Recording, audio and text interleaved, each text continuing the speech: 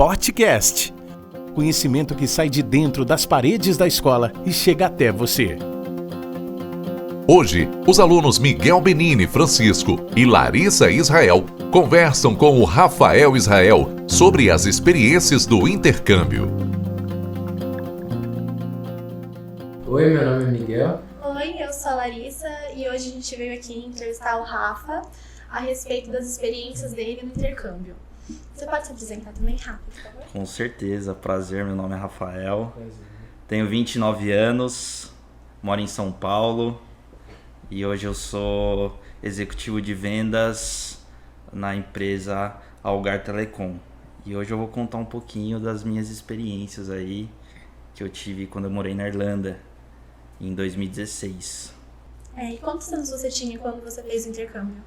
Lara, eu fui bem novinho pra lá, eu tinha 22 anos, tinha acabado de fazer 22 e foi quando eu decidi ter essa experiência aí, que foi bem bacana.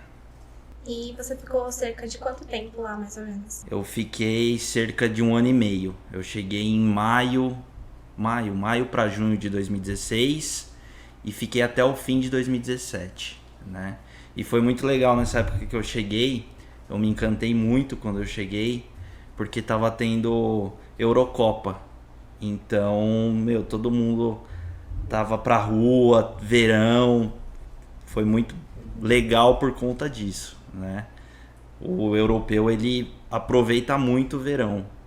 Então, como tava tendo os jogos, e é uma época, já era quase férias do pessoal, tava todo mundo aproveitando muito, né? Inclusive o verão lá, para quem não sabe, amanhece 7 horas da manhã mais ou menos e escurece 11h30 da noite, então é bem diferente. A gente sempre fica com, não um sol, né? Não como é o nosso sol, mas fica um dia claro até 11 horas da noite, o que é muito bacana. Dá pra aproveitar bastante. Dá pra aproveitar bastante, eu me encantei logo de cara por isso. E por que você escolheu a Irlanda? Na verdade, eu brinco que é a Irlanda que me escolheu, né? Porque eu não tinha ideia de ter essa experiência. Foi uma coisa muito de última hora. Então, assim, eu tenho um primo que já estava lá fazia um tempo, né? E aí a gente conversando, eu não estava numa fase boa aqui, né? E aí a gente trocando uma ideia, ele falou: Rafa, vem pra cá, você vai gostar, eu te ajudo, né? Então foi meio que de sopetão, assim, foi coisa de 2 meses, estava tudo resolvido e eu já tava com a passagem comprada pra lá, entendeu? Foi uma coisa bem de última hora, assim. Sim, e foi muito difícil você se adaptar lá, questão climática, língua?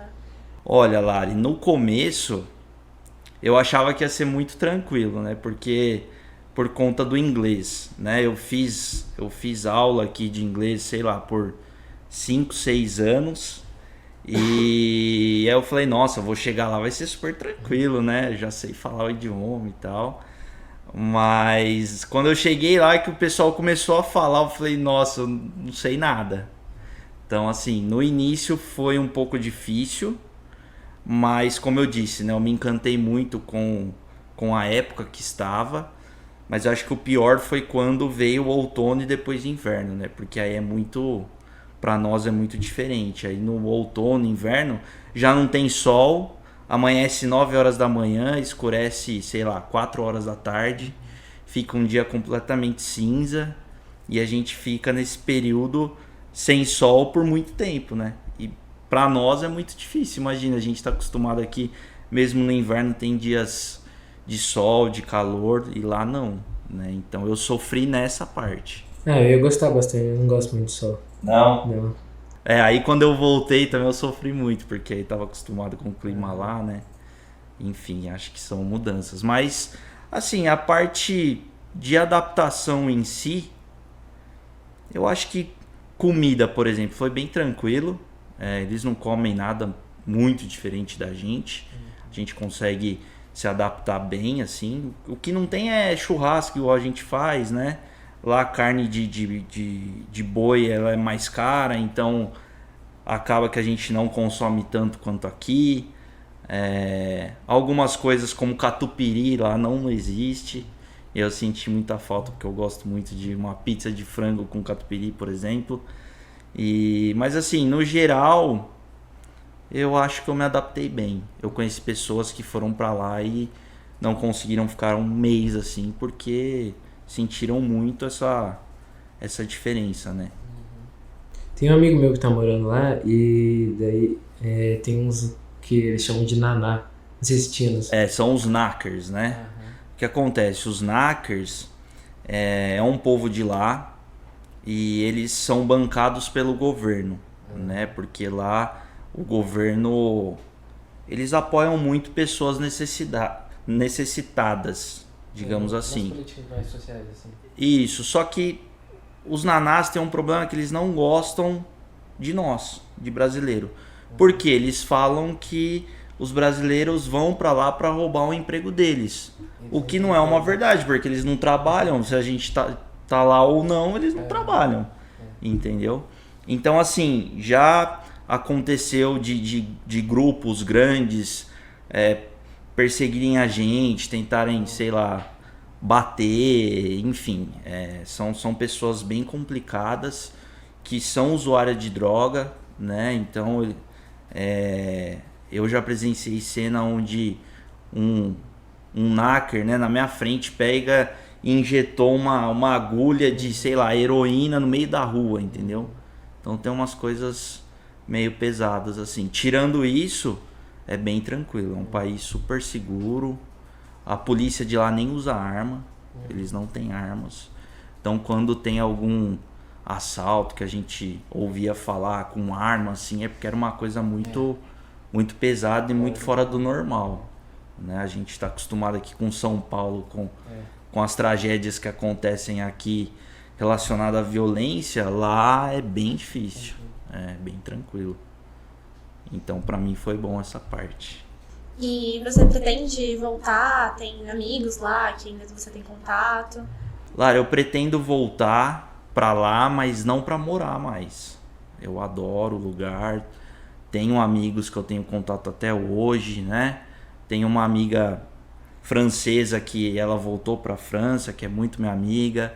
Uma amiga inglesa que também não mora mais lá. E tenho 2 professores que eu ainda mantenho contato, que é de lá. Mas assim, então eu voltaria para passear, para morar não, né? E as pessoas de lá são, tipo, aqui no Brasil todo mundo fala que a gente é bem caloroso, né? Lá, não sei. Olha, eu me deparei com 2 situações lá. Pessoal mais velho, sei lá, da idade... Não dos nossos pais, mas sei lá, dos nossos avós, já são pessoas mais frias. Não são tão receptivos. Não, o pessoal da nossa idade, assim, de outra geração, já são pessoas mais receptivas. Então eu nunca tive problema com isso, assim. Não é igual a gente, até eles pegarem confiança, levarem para casa, por exemplo, leva um tempo. Mas eu não tive problema com isso também. Certo. E você conheceu bastantes brasileiros lá? Muitos. Eu conheço. Porque lá, na verdade, em Dublin, né, tem uma... Na época tinha quase 100 mil brasileiros lá. Era uma das maiores colônias estrangeiras, era do Brasil. Então eu conheci muitos brasileiros, fiz muitos amigos que eu carrego até hoje. E tem um fato curioso aí, que tinha pessoas lá, por ter essa concentração muito grande de brasileiros lá, tinha pessoas que estavam lá, sei lá, 3, 4 anos e não sabia falar uma palavra em inglês. Por quê? Porque só convivia com pessoas brasileiras, né? Então só frequentava lugares de brasileiros, trabalhavam com outros brasileiros, né? Então assim, talvez a pessoa foi para lá por uma experiência e por uma insegurança, alguma coisa, acabou não aproveitando nada, né? Nada no sentido de idioma, né? De falar, de aprender uma nova língua. Então teve diversas situações aí. E como que era a sua rotina de estudo lá? Olha, Miguel, na verdade, eu estudava à tarde, todo dia, né? Era se eu não me engano, da 1 da tarde às 5, né? E de manhã e depois da aula, eu tentava trabalhar o máximo que eu podia, né? Porque eu não fui com muito dinheiro para me manter lá, então eu tive que me virar, né? Inclusive, junto ao meu primo, que foi esse que, vem pra cá, vamos, te ajudo, enfim. A gente comprou um carro lá, né? E é bem diferente, porque lá é mão inglesa, então o carro é do lado, a gente dirige do lado direito, né? Então eu fiquei muito confuso no início. E por que a gente comprou esse carro? Para eu fazer entrega de comida, né? Lá na hora do almoço, antes de eu ir para aula, eu fazia um aplicativo que chamava Down the Sofa. É tipo um iFood, mas é para a empresa. Então, como funcionava? Todo dia esse aplicativo traçava uma rota onde eu passava nos restaurantes, pegava todos os pedidos e depois distribuía nas empresas, né, para as pessoas. E teve que tirar carta lá por causa disso? Não, na época a minha carta valia. Não sei se mudou, não sei se mudou hoje. E aí após a escola eu trabalhava em pub, né? Eu era kitchen porter, que fala que nada mais que lavar louça, né? Então, aí quando eu terminei a escola, eu foquei só em trabalho, né? Não renovei meu visto, inclusive fiquei lá alguns meses de forma ilegal, porque eu falei, se eu renovar o visto, eu vou ter que estudar de novo. E aí tinha que pagar a escola de novo. Eu falei, não vou ficar aqui mais um tempo, depois eu volto. Entendi. E tem alguma experiência, algum fato curioso sobre esse período que você trabalhou lá? Olha, Lara, eu descobri que eu gosto muito de cozinhar, coisa que quando eu fui eu não sabia fazer alguma coisa ou outra na cozinha, mas nada demais. E lá eu tive a oportunidade de trabalhar num restaurante italiano, né, onde eu comecei a ajudar o head chef, que era, né, o chefe lá, e ele falou assim, pô, Rafa, gosto de você, quer aprender? Falei, pô, claro, melhor que ficar lavando louça, né? E aí ele começou a me ensinar a fazer massa, macarronada, pizza, uns pratos diferentes. E aí eu quase perdi meu dedo lá, que eu tive um acidente, eu quase perdi o meu dedo por conta da cozinha. Foi o seguinte, lá, Miguel, tinha umas latas assim de tomate fresco, que eram umas latas bem grandes assim. E no canto da pia era o abridor. E o abridor era assim, você colocava a lata, batia nele e rodava para abrir a lata. E aí eu tava correndo lá uma vez, no que eu bati, a lata escapou e foi no meu dedo. E aí começou a sair muito sangue. E um dos chefes era o Catalin, era um romeno. E ele era doidão assim. E aí ele falou, enrola um pano, taca açúcar, e se não estancar em 15 minutos, aí a gente vai pro hospital. Beleza? Beleza. E aí estancou e eu continuei fazendo as coisas. E aí quando eu voltei, aí beleza, passou o tempo, sei lá, um mês, eu falei, nossa, tá estranho esse dedo, né? Aí quando eu voltei pra cá, que eu fui ao médico, o médico explicou que eu rompi o tendão que estica o dedo. E aí ele falou, já era, porque o tendão, ele, né, tem um tempo para que a gente consiga remendá-lo, né? E aí acabou que foi uma lembrança aí que eu vou ter para sempre do meu dedo.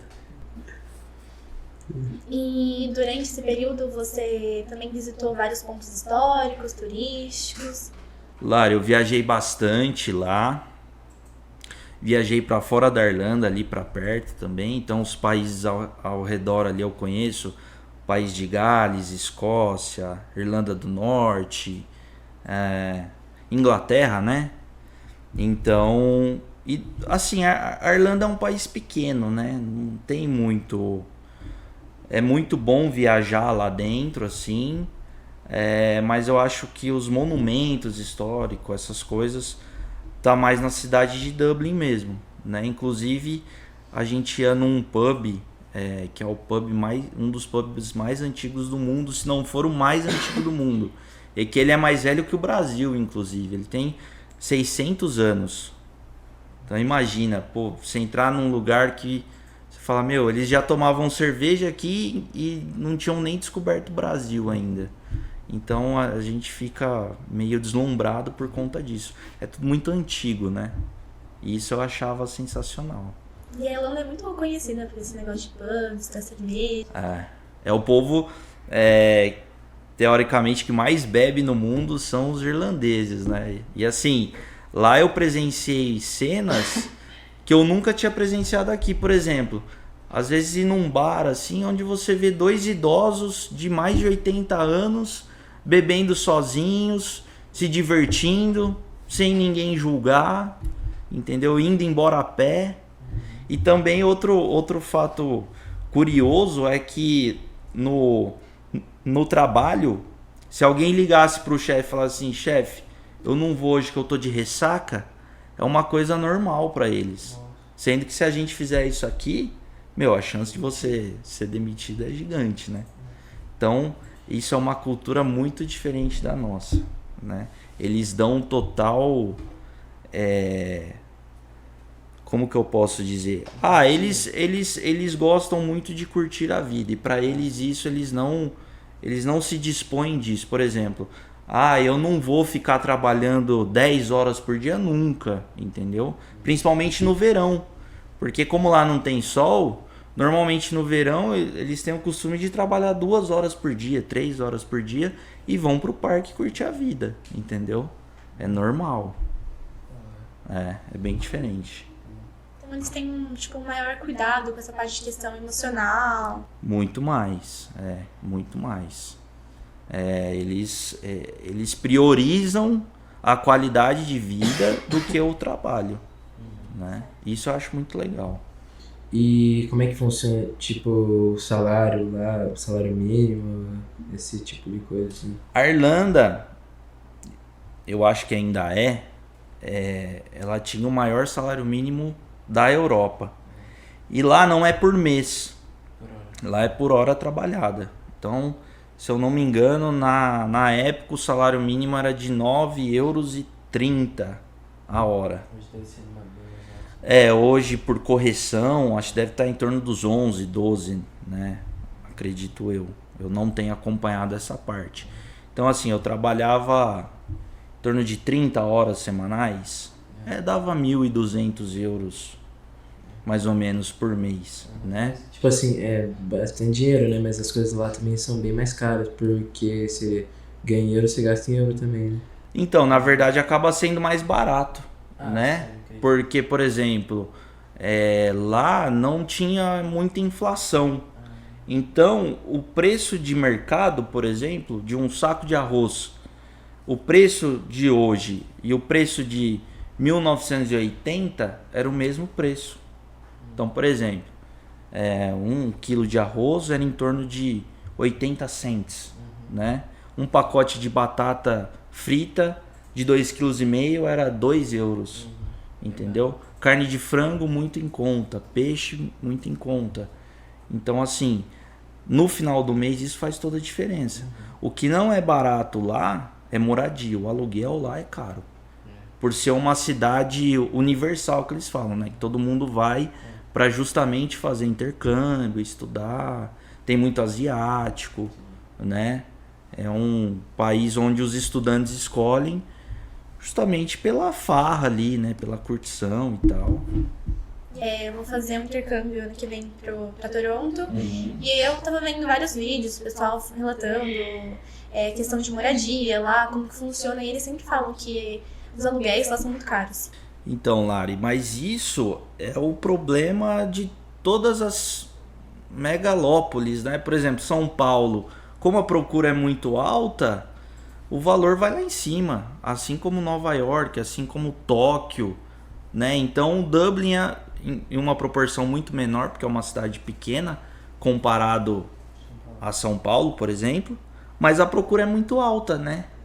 Por exemplo, em São Paulo, eu acho que os apartamentos mais caros devem ser perto de universidade, né? Perto de universidade, perto de bairros onde tem uma concentração de empresas muito alta, né? Bairros mais seguros. Então isso em Toronto é a mesma coisa, assim como em Dublin é a mesma coisa, Nova York, né? Por exemplo, cidades do interior da Irlanda, eu lembro que o aluguel era muito mais barato. O que eu pagava num quarto, eu conseguiria morar numa puta casa lá, entendeu?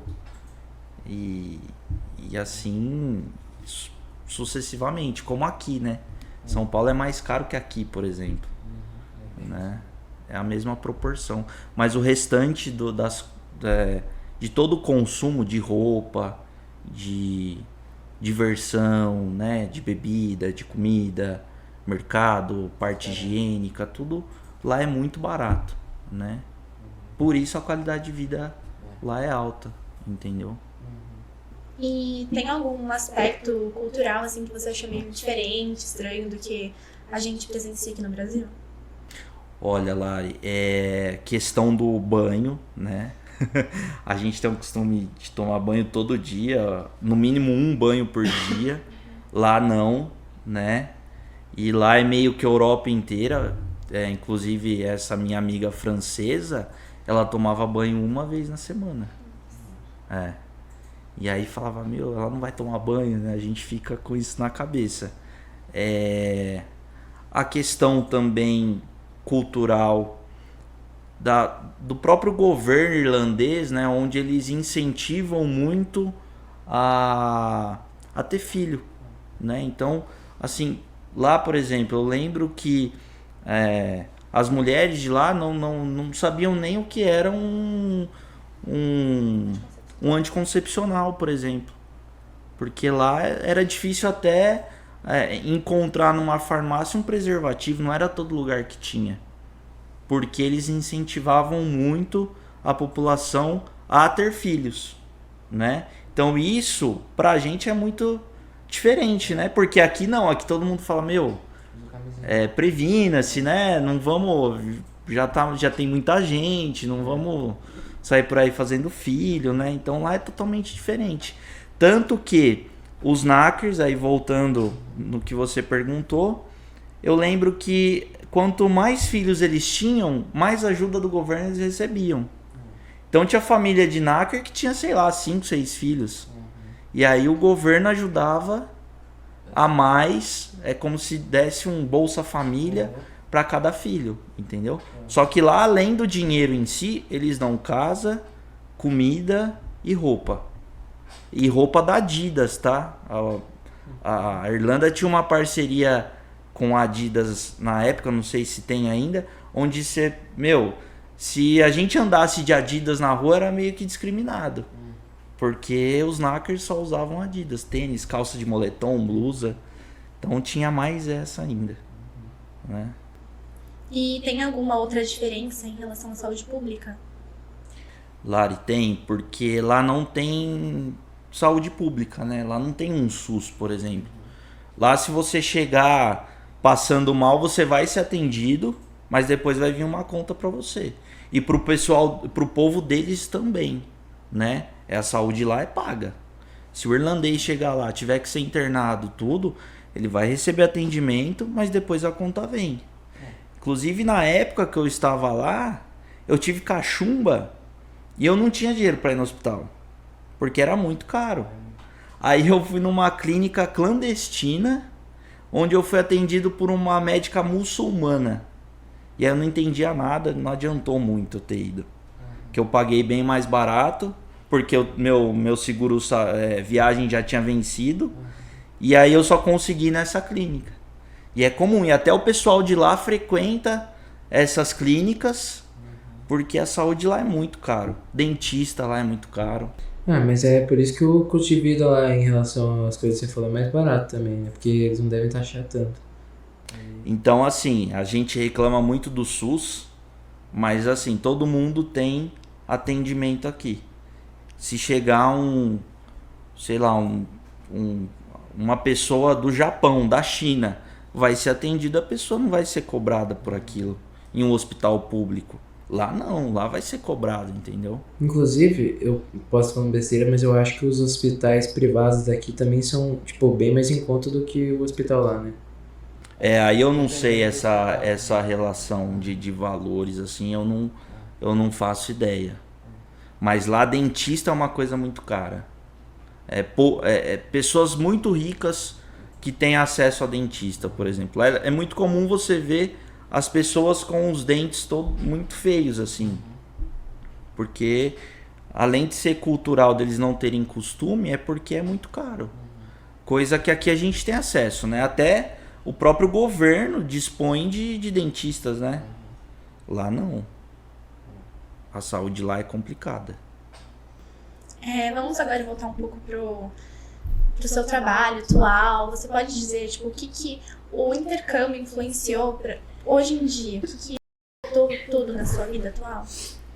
Olha, Lari, eu sinto que para um currículo ter um intercâmbio hoje, pelas empresas que eu passei, às vezes conta mais que uma pós-graduação, por exemplo, né? Por quê? Porque eles entendem, não sei, que a pessoa que fez o intercâmbio, ela consegue solucionar talvez melhores alguns problemas, entendeu? Então eu já ouvi isso de um diretor de RH, que ele fala assim, hoje para nós é mais importante ter uma pessoa que conhece uma outra cultura, que pode agregar de uma outra forma na empresa, do que uma pessoa que fez pós-graduação. E não que eu concorde com isso, tá? É apenas o que eu vivenciei.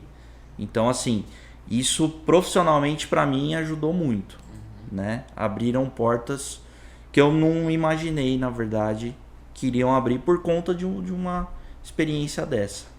Eu acho que também toda essa experiência acabou deixando você, tipo, mais comunicativo, que também agrega muito mais no ramo de trabalho. Com certeza, Lari. Eu sinto que eu fui para lá muito imaturo, sem vivência nenhuma, né?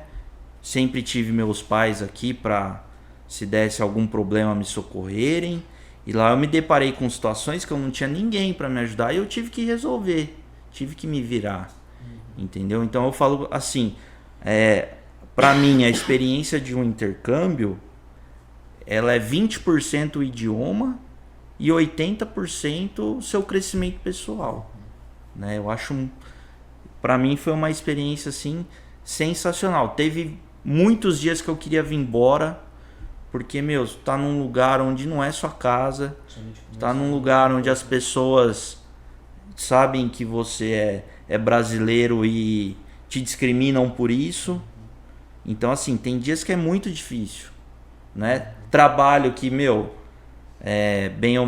a gente chama de subemprego, ficar lavando louça não é fácil. Então, assim, eu sofri muito de, assim, trabalhar em lugar por 10 horas seguido e eles não davam comida, entendeu?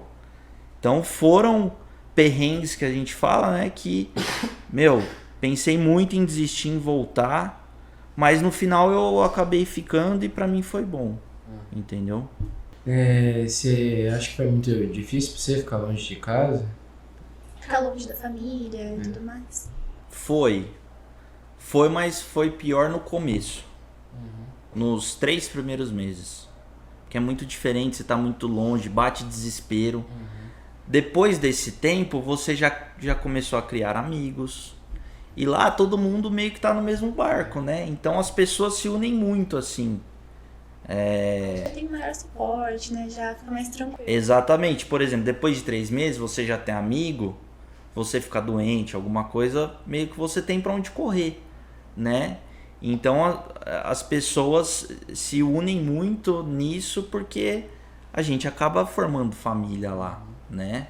Então passei Natal, Ano Novo, meu aniversário de 23 anos eu passei lá, né? Então assim, todas essas datas eu comemorei com pessoas que eu tinha acabado de conhecer, mas que parecia que eu conhecia a vida inteira, porque é muito intenso, né? As coisas acontecem com muita intensidade pela situação que você tá, entendeu? Então, assim, eu falo que o começo é mais difícil. Depois não, depois você fala, opa, não tô tão sozinho, entendeu? Entendi. E você acha que tem alguma idade correta, uma maturidade para efetivar um intercâmbio, realizar um intercâmbio? Claro, eu acho que isso é muito de cada um, tá? Eu fui novo, eu conheci pessoas que foram mais novas e nem voltaram, ficaram lá. Como eu conheci pessoas com 40 anos que, preciso ter essa experiência e foi. E tá tudo bem, entendeu? Então eu acho assim, se tem essa curiosidade, a curiosidade já basta pra você ir, assim, entendeu? Eu falo pros meus amigos, eu falo, todo mundo devia ter essa oportunidade, porque de fato é uma coisa que muda a nossa vida, entendeu? É isso. E tem bastante gente que também faz esses intercâmbios mais jovens, que vão para casa de família. E é super interessante isso, né? De você poder viver lá numa casa. Você até acaba tendo aqueles host sisters, host daddies, né? Muito frequentes nos Estados Unidos.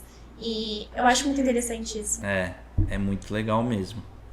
Eu super indico aí, se tiver uma oportunidade dessa, que você acaba abrindo sua cabeça, né? E não tem idade pra isso.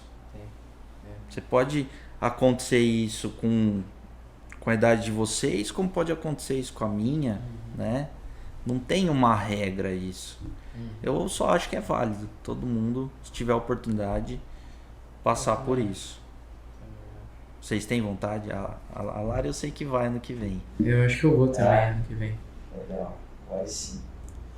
E você tem alguma dica pra dar pra essas pessoas que vão efetivar o intercâmbio?